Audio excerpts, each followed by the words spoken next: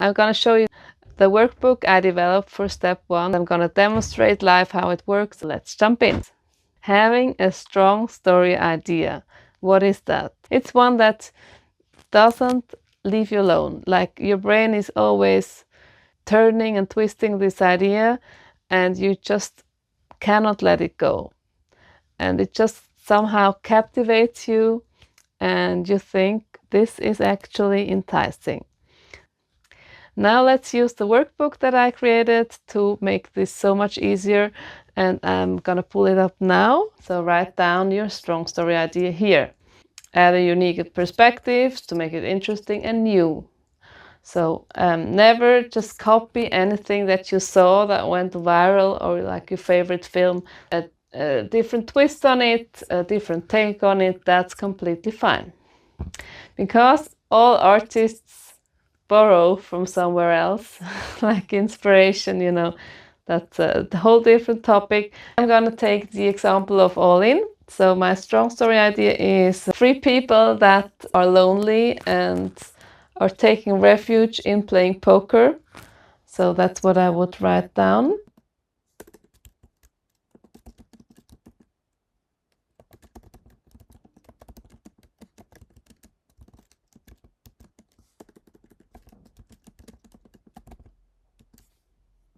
So a young single mom, middle-aged chef, and a 19-year-old rich kid. So, you know, those are 3 completely different worlds, and I personally have never seen a film about poker that is so diverse in terms of, you know, she's a Latina, he's a chef, as I said, and then the rich kid. So this mix of characters is kind of new. Okay, then creating your main character. Of course, you're gonna take some time doing this, and it's really important to flesh it out. And here we have an exercise that you can do also in the analog way if you like. So take your notebook, go to a cafe or sit on a bench in a park, it doesn't matter, just somewhere where there's some people and where you can observe them without being observed.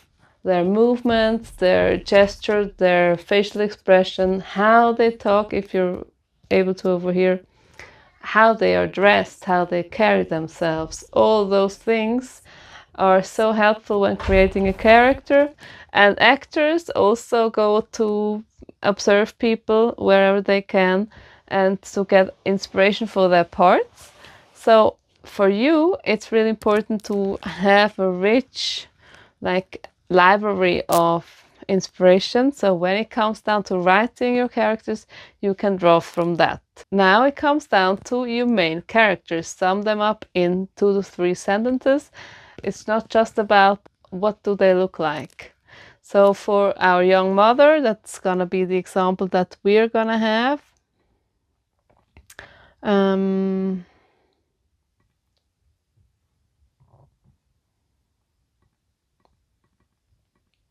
Sometimes I just have an image for a character, you know, I want her to be Latina was one thing that was important to me.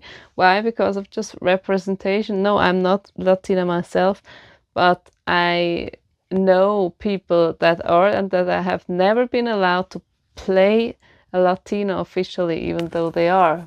It's just one example.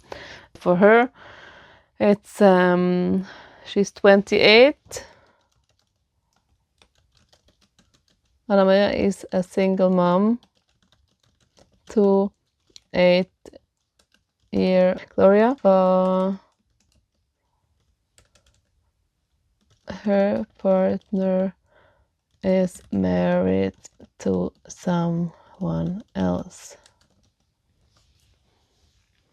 Yes, this is important because it describes her circumstance. Condensing it down to 2 to 3 sentences is actually harder than having the whole character bio preset that I'm going to share with you later.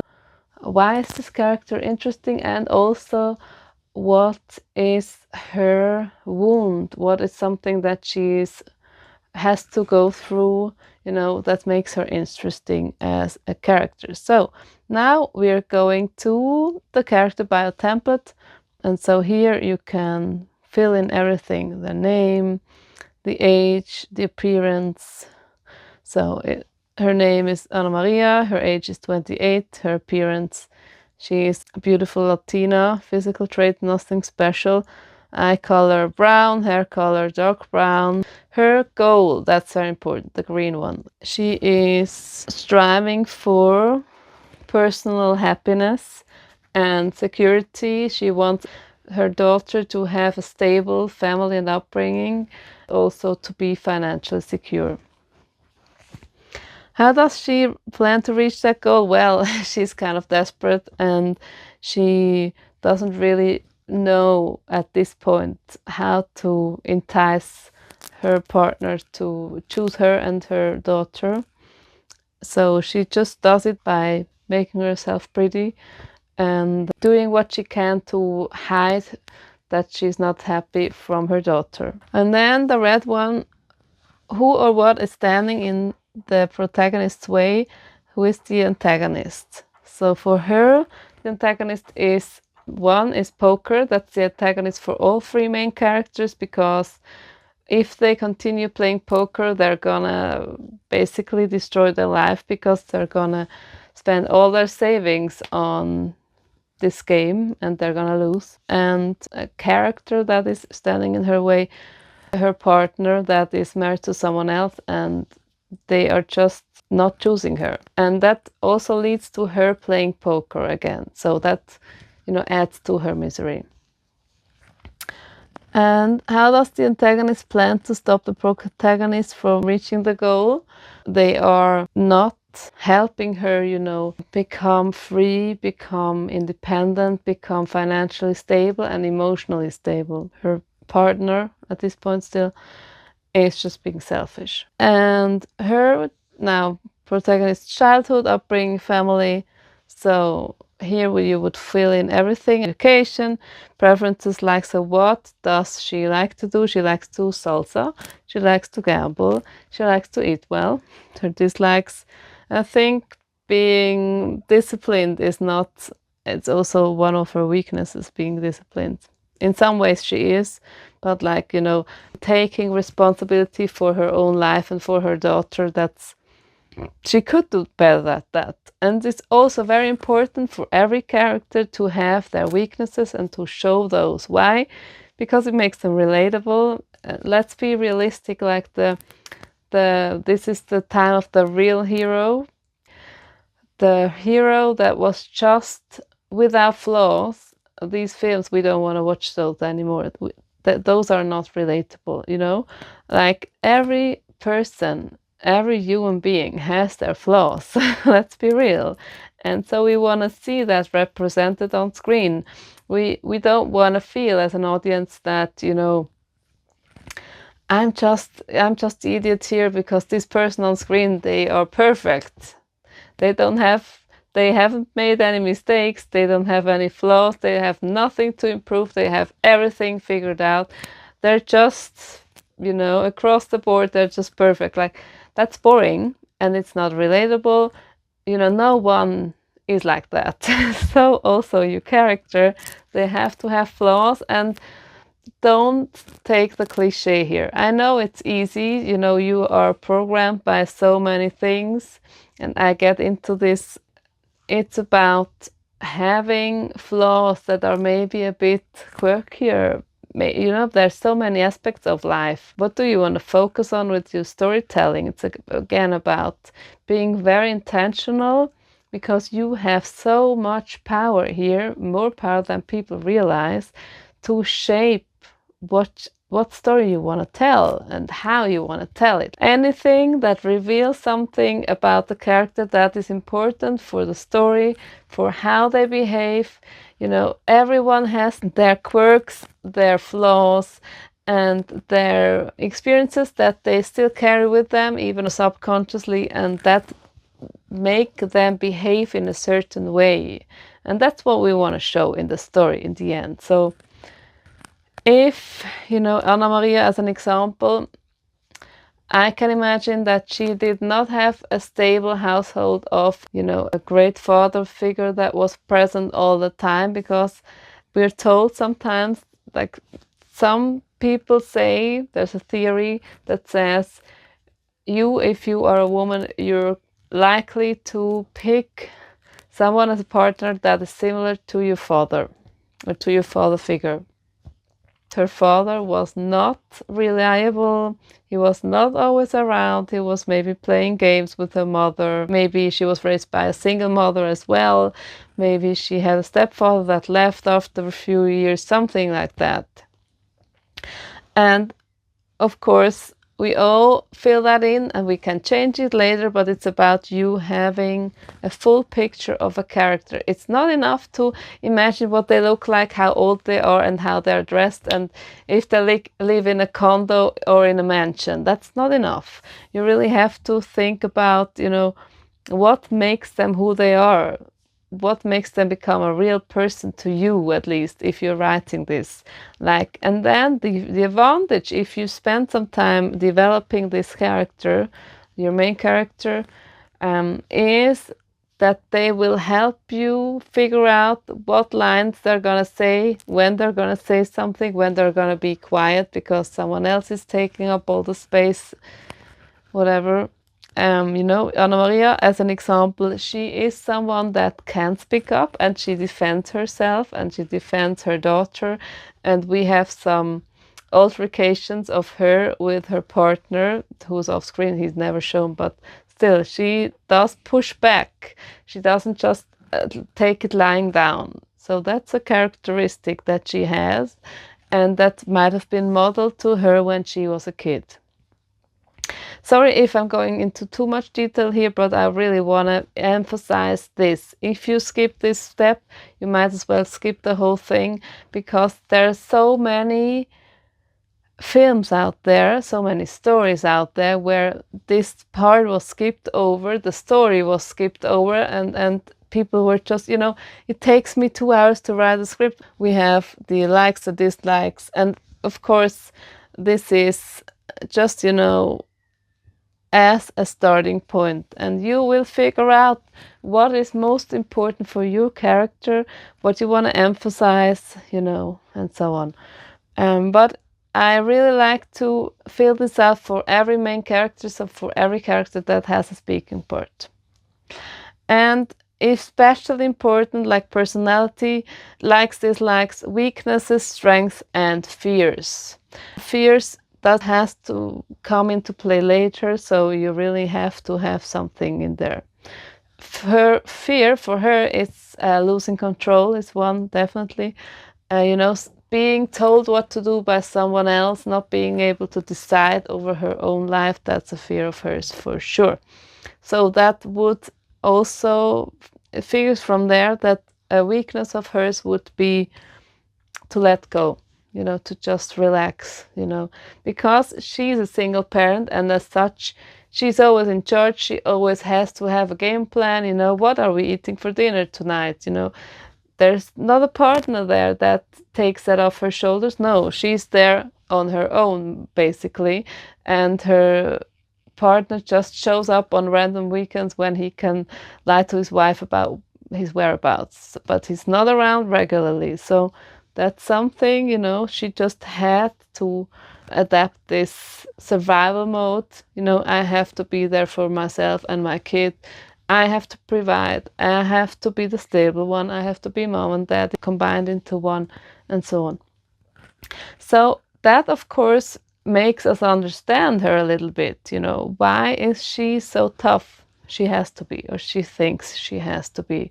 And then we have this starting point. Once we've filled this out, this is about the start of our story, very important.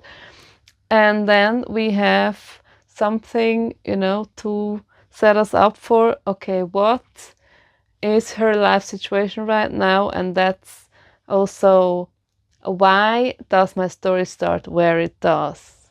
Very important.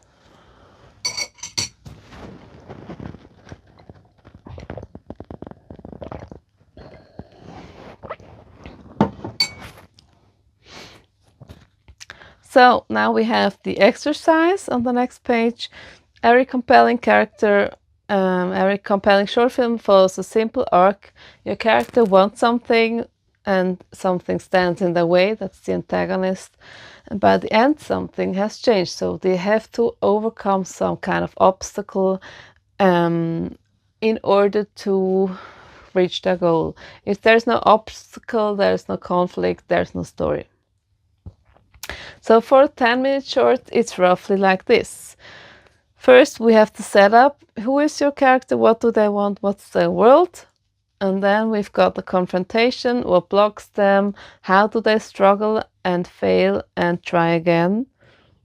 And then Act 3, we have the resolution. How do they overcome the obstacle?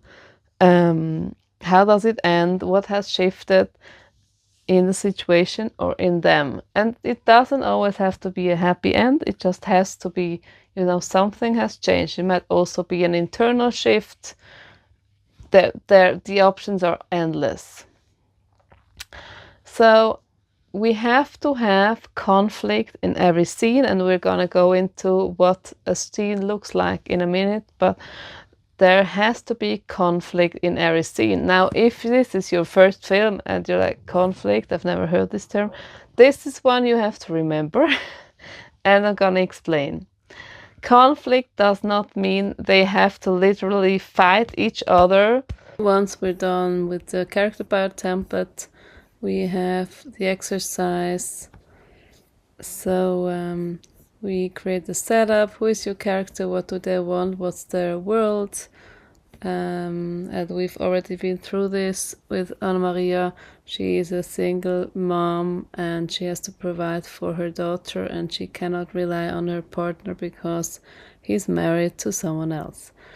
Confrontation, what blocks them? How do they struggle, fail, try again? So they, the three of them all play poker, and they also hit some roadblocks because A is struggling to get money again. For Anna Maria, she has to put on more pressure on her partner so she can still have some money. And she realizes that he is slipping through her fingers, and also that this life doesn't make her happy. And then for her, it's about, do I want to keep adding more problems on top of each other? Do I want to lose my kid potentially because, if I'm so irresponsible gambling for money, I might lose her. And also my partner is not really there for me, and there's an opportunity for her with her new partner that she meets throughout the film to leave poker behind her. And so that's basically how her story is resolved. And also in the beginning, she does not have a job, and she is also not putting in any effort to get one. And then in the end, in the last scene, she actually gets an invitation for a job interview, so she applied for a job. So what has shifted for her? Her internal attitude has shifted from, I'm a victim and I just have to use force to get money, basically, to I'm taking control of my own life, and I'm actually feeling good about that, feeling good about myself. So that's her transformation. You can read everything at your own time. It's just about here you have those boxes where you can put in their goal, their want, and the conflict, external conflict, what's standing in their way. It's basically from here, we already have it here, so you just put it in there and maybe you elaborate a little bit here. And then we have the stakes, very important. I did not touch on this before. Stakes is basically what do they risk losing if they fail. stakes are so important because it makes your audience care about your story and about your characters. So for Anna Maria, the stakes are she might potentially lose her daughter, as I said. So those are rather high stakes. If, like, you know, she is irresponsible with money and it gets out that she broke the law, she might be deemed irresponsible as a parent by a court, and that might have severe consequences for her. She might lose custody. And how does it end? What has changed? I just went into that. So my tip is really fill this out for all your main characters or all the speaking parts, because it makes it so much clearer. And if you do this properly, you will have so much more ease in writing your screenplay. So here we have the proper form of a screenplay, what it looks like, and there's plenty of free resources out there. And we've got the structure of a scene, so very important, start as late as possible, get out as early as possible. What do I mean by that? I mean, just if you show a character getting up in the morning, like, what is their morning routine like, and why do you even show that? Like, if it's very significant to show their character, something about them that we need to know about, then of course go ahead. But if it's just your average cliche, like, what we've seen a million times on TV before, like they get up and they are still like very sleepy and they just make a cup of coffee before doing anything else, I'm not that interested in that, because I've seen that a million times before and I might assume that about this character without it being shown. If, on the other hand, you have someone that does their morning yoga and they go for a swim in the lake, that's something a bit more special, then you might want to show that, because it might also show that they cannot be rushed. They are sticking to their routine because it's really important to them, or whatever. And start as late as possible. What we mean by that is, don't start with them getting out of bed in the morning just because the day starts with you getting out of bed. We already know how the day starts. Usually you wake up and you get up and you get dressed, but it has to be interesting. So you start right before the interesting thing, the revealing thing happens. So maybe they are still in bed, but they get a call that upsets them or something, or a text, like, I was supposed to meet my friend today and now I'm getting a text and she canceled, or I don't know. And then as soon as the exciting thing, the revealing thing has happened, you get out of the scene.